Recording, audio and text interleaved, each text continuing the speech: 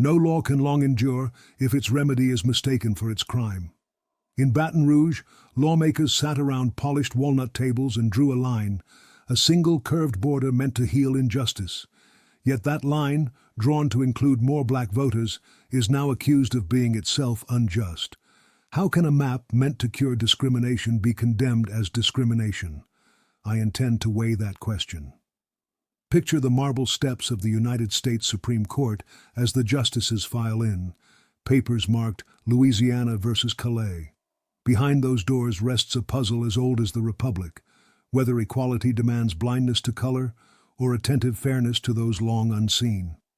The answer will echo far beyond Louisiana's bayous. The case concerns a map called Senate Bill 8. After courts ruled that an earlier map gave black Louisianans less voice than numbers deserved, the legislature carved a second majority black district. Soon after, other citizens sued, saying race had ruled the pen. A divided federal panel agreed, calling it a racial gerrymander. But the highest court paused that judgment, letting the map stand while it ponders what equality truly means. The re-argument will test whether Section 2 of the Voting Rights Act still survives as lawful remedy, or becomes unlawful if race guides its touch. Picture the narrow corridors of the Baton Rouge Capitol, aides balancing thick binders labeled Demographics 2024. In one chamber, voices rise, "We must follow Section 2. Across the table comes the reply, "Yes, but not violate the Constitution." Those two sentences are the entire struggle of modern democracy. The question is simple to state and hard to bear.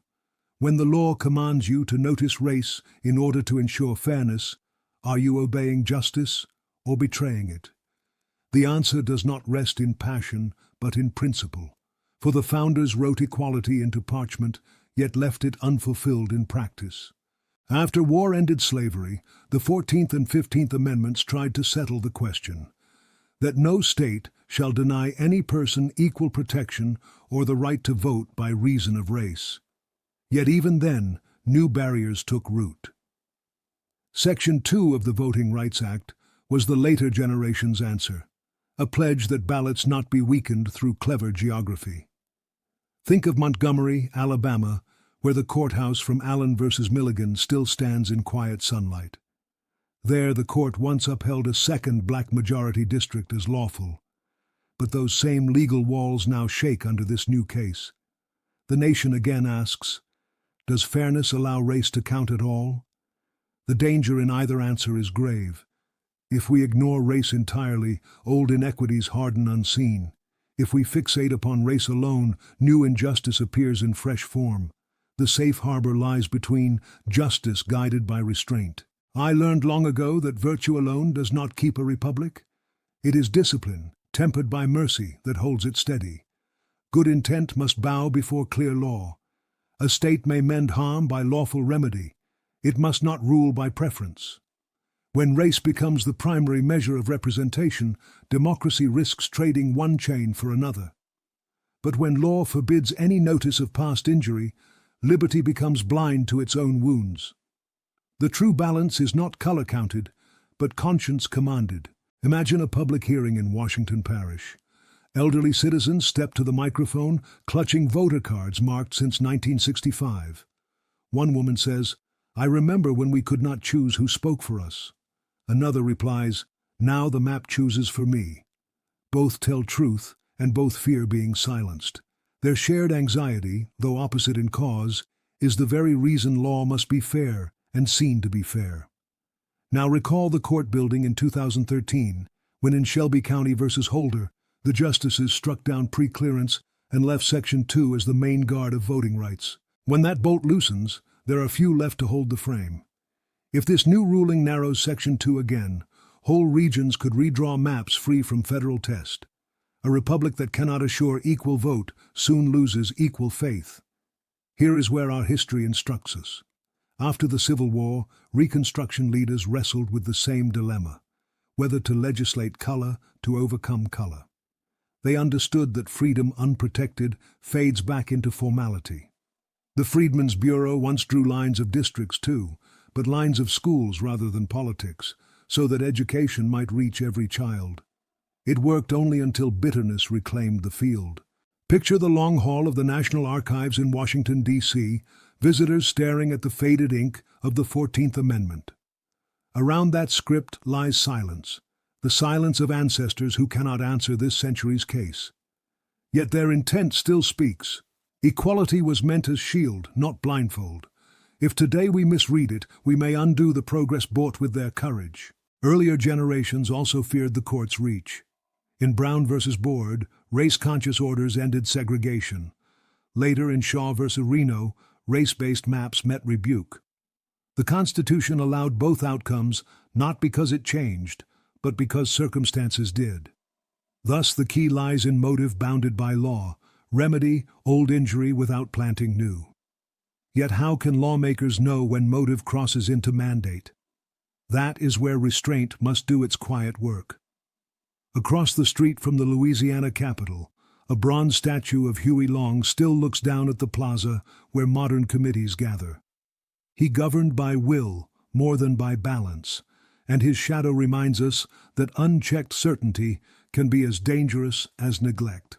When any side grows sure that virtue exempts it from rule, liberty trembles. Think of the clerk in the Supreme Court's library late at night, lights dim, volumes of precedent open to pages worn thin by decades of readers. She notes how each generation has re-argued the same principle in new disguise. Equality is sameness, equality is fairness, equality is dignity. Her pencil pauses over a margin word. Again. History, it seems, keeps calling us back to lessons not yet learned. A nation of laws must resist every shortcut, even one taken in the name of good. Justice that depends on impulse cannot outlive its champions, but justice grounded in principle can outlast every storm. That is why our system places judgment not in emotion, but in procedure. Motions filed, evidence tested, appeals allowed. Some call this delay weakness.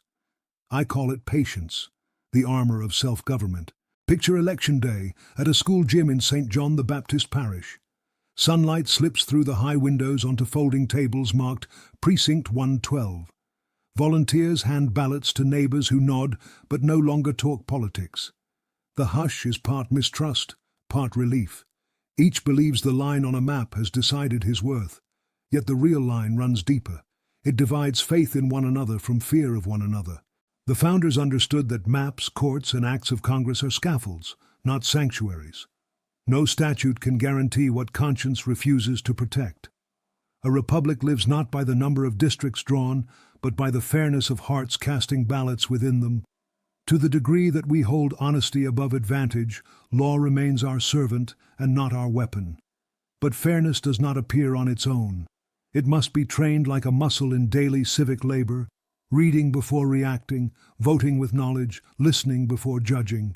These are humble acts, yet they are what keep the Constitution from becoming mere furniture of history. Look once more to the marble steps of the Supreme Court as winter dawn begins. Cameras gather, voices murmur, and clerks carry boxes of briefs into the grand hall.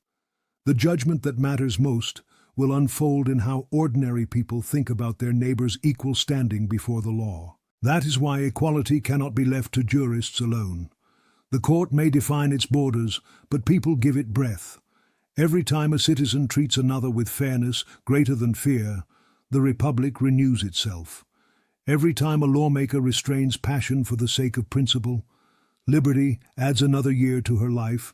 The trial now pending in Louisiana will join the long ledger of cases that tested America's conscience. Some rulings bind, others inspire, but together they trace our climb toward a more perfect union. Each generation finds new words for an old promise. Government exists to protect persons, not favor groups. So let the debate proceed with courage and courtesy. Let citizens study before they shout, and officials listen before they draw again. The outcome will matter, yet the manner will matter more. For when right reason rules conduct, even defeat becomes instruction. In this I still place faith.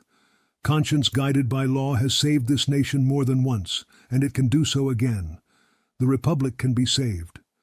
When the next map is drawn and voices on both sides call it unfair, Will you look upon the line and see only color, or will you look deeper and choose to judge by justice instead?